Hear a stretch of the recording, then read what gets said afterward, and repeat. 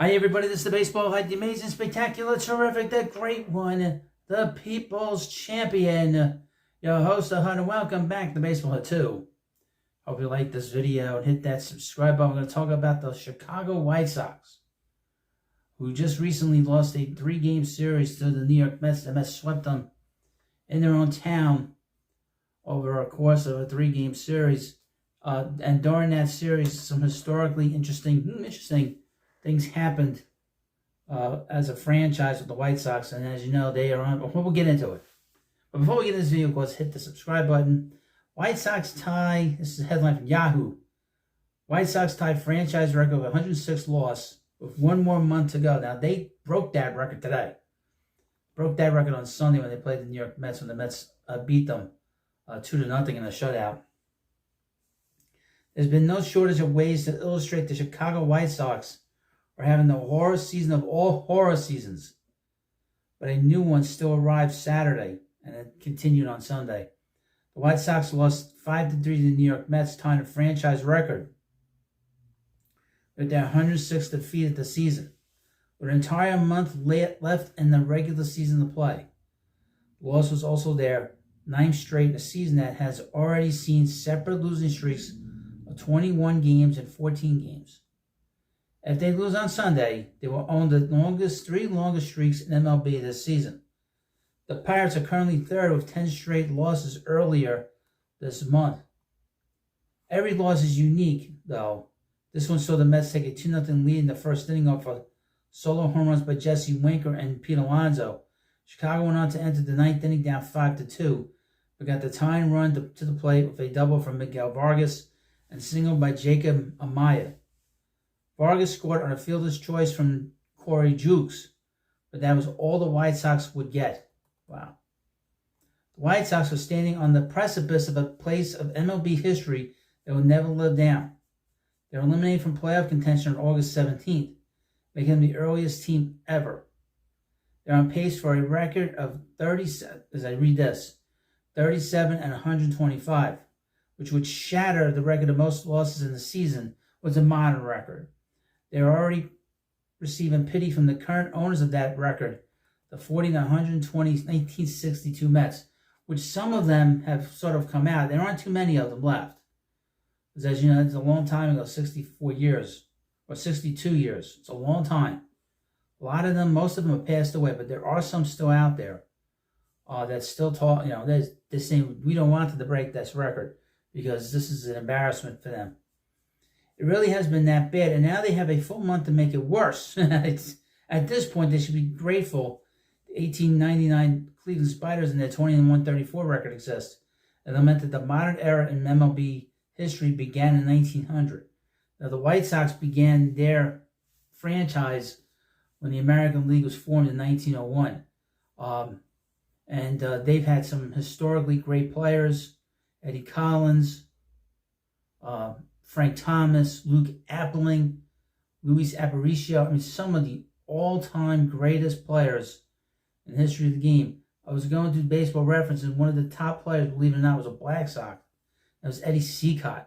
You all know about Joe Jackson, was considered one of the greatest hitters of all time. And so many players have come to Chicago, particularly from the South Side, that just very famous. With a lot of teams, including former third baseman, both of the Mets and the White Sox, and a few other teams, Robert Ventura, who was a big college player. But now we have this really bad situation here in Chicago, and it's only going to get worse. I mean, this is going to get a hell of a lot worse before it gets better, believe it or not. And this has gotten to a point where if you Google this stuff, the local newspapers and news agencies and stations are picking this up now. They're really going into this. This is from NBCChicago.com. This is 5 Chicago. White Sox set franchise record for losses in single season. This is after the loss to the Mets on Sunday, 2-0. The Chicago White Sox lost their 10th consecutive game on Sunday and a 2-0 shutout at the hands of the New York Mets, and they made some significant history in the process. The loss was 107th of the season for the White Sox, breaking the team record for defeats in a single season. The loss dropped the White Sox to 31-107 on the season, With 24 games remaining on their schedule, it could very well set an MLB record for losses in a single season. The record currently belongs to the 1962 Mets, who lost 120 games en route to the worst season in history. Modern history.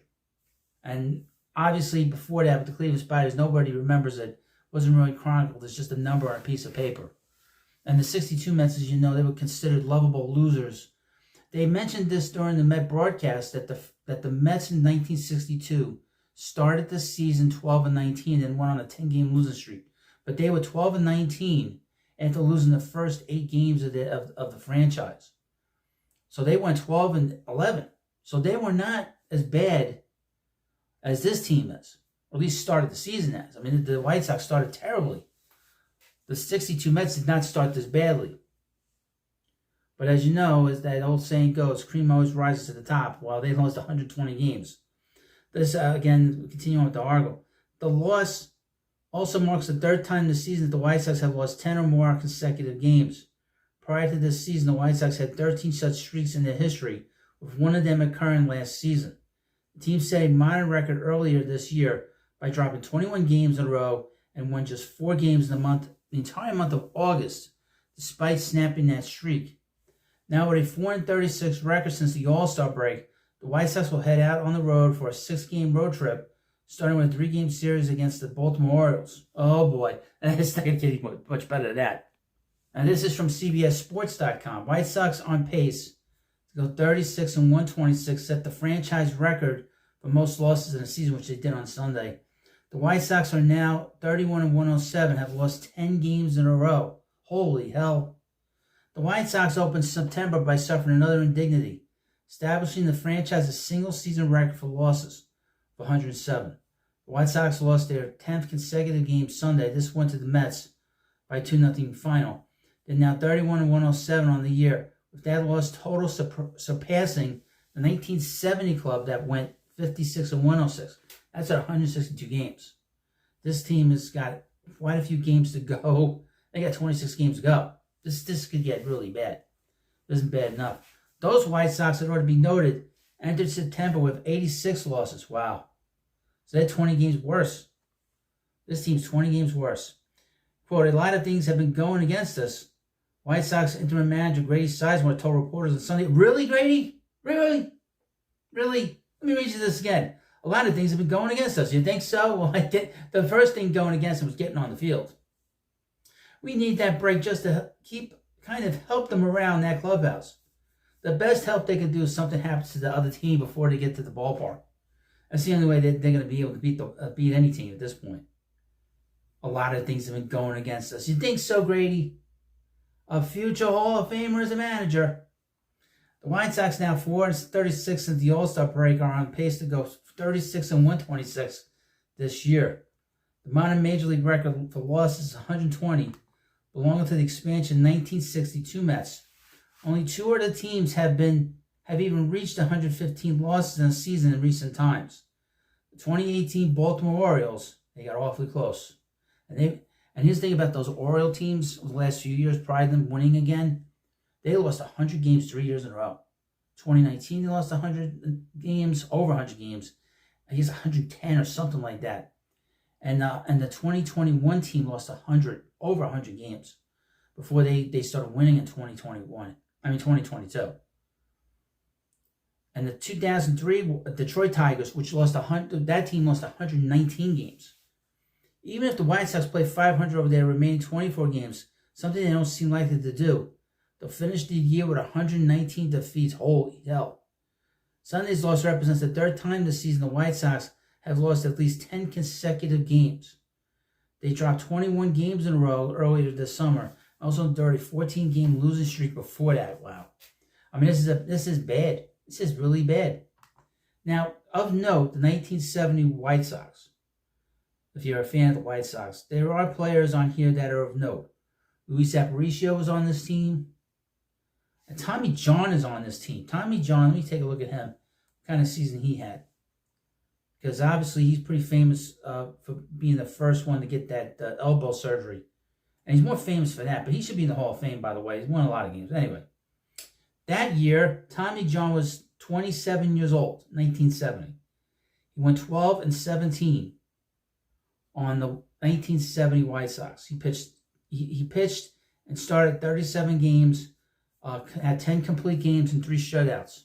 Lefty, as you know, hit through 269 1/3 innings, and gave up 19 home runs, which is not bad. Struck out 138 batters. That's different than from today. Guys don't throw very hard now as opposed to what they do now. The next best pitcher was Jerry Janeski. He pitched 35 games and 35 game starts. He won 10-17. He threw 205 2/3 innings. You know, I mean, you got some guys here. There aren't too many like big players, big name players. Let me go look at Luis Aparicio. Aparicio obviously was the shortstop. He was 36 years old at the back end of his career. Hit .313 with an OPS of 114. So he was 14% better than the average major leaguer. Unbelievable. Had 173 hits to lead the White Sox. The guy with the best year was Ed Herman. He was a third baseman. Bill Melton, a third baseman. Hit 33 home runs, drove in 96 runs, had an OPS plus of 125. An 828 OPS. This guy had a really good year. But this is how bad, how really bad this White Sox team is, because you don't see any player of note on this group, on this team. Crochet, who knows what his career is going to be. They took him out. He pitched 3 2/3 innings, I believe, on Sunday against the Mets, and he got booed off the mound because he came out of the game because he's monitoring his innings pitched, and he said that he was gonna push for that. Really. And then the other player of note is Luis Robert Jr., who does not look healthy. I saw all 3 games against the White Sox this weekend, and he doesn't look healthy. He looks like a guy that's really struggling physically to get himself together. And and here's the thing. Because the White Sox had a pick in the draft that was a top 5, top 6 pick, because they're going to finish so badly this year, they get penalized for being bad again. Because Major League Baseball does not want the teams tanking. I don't believe they're tanking. I think this is just complete total incompetence, to be honest with you. In 2021, they hired Tony La Russa, the ancient one who had managed the A's, the Cardinals, and the White Sox back in the 80s. He did a fantastic job that first year. That team won 93 games. The second year, he was having all kinds of health issues. The team won 81 games. Last year, the team basically collapsed under this manager, Pedro Grifol, who I believe was hired as a diversity hire and wasn't really all that qualified to be a manager. And that really set the stage for this debacle this year. Let me just go back a little bit and let me just go through what their record was last year. But let me take a look real quick before we end this video. And of course, thank you for watching. This is a very interesting video to talk about. Last year, they won 61-101. So in 2021, and let me go back a little bit. In 2019, they won 72 games. Okay? In 2020, they won 35 out of 60. But they went to postseason. They lost the AL wildcard. In 2021, with Tony La Russa as the manager, they went 93-69. In 2022, they went 81-81 over the course of that season. La Russa was not able to finish out this year. He only managed 128 games, and then Miguel Cairo took over, but they were a 500 team. Then last year, it completely fell apart, and now it's totally collapsed. It's a total collapse. They fired the general manager, Ken Williams, but instead of them bringing in a new general manager that was outside the organization, they hired his assistant, Chris Getz. Why do you do that? That is ridiculous. If you're that bad, 61 and 101, and something's wrong, and it's gotta be in the front office. Why do you hire the assistant? You never do that. And now it's gotten worse. Okay, and there's all kinds of talk that they're gonna trade Crochet in the offseason, and they're gonna trade Robert Jr. in the offseason. This is not gonna get much better. I don't expect it to get better. And if you're a White Sox fan, if you are a White Sox fan, I feel kind of bad for you because you're having to deal with this garbage and people sitting in the stands wearing paper bags over their heads. You know, you have to demand better from your team and from your owner. I know Jerry Reinsdorf is getting up there in age. He probably should sell the team. There is no reason that the White Sox should be this bad in a big market like Chicago. And I know they're not the Cubs. That's for sure. But they do have a storied franchise that, by the way, won the World Series 20 years ago, long before the Cubs did. And to be honest with you, this is a franchise that should not let it... The people that run this franchise should not let this be a problem in 2024. Okay? You cannot be a big market and allow this to continue. This is ridiculous. And this is coming from a New Yorker and just from somebody that doesn't want to see bad baseball. This is bad baseball. And they did not look at any kind of team that was spirited. I know this manager is not going to make it. I'd be very surprised if this manager gets this job, to be honest with you. I would be very surprised if they hire him. To be honest with you, after what has gone on here, the general manager should be fired, and the manager should clean house completely top to bottom.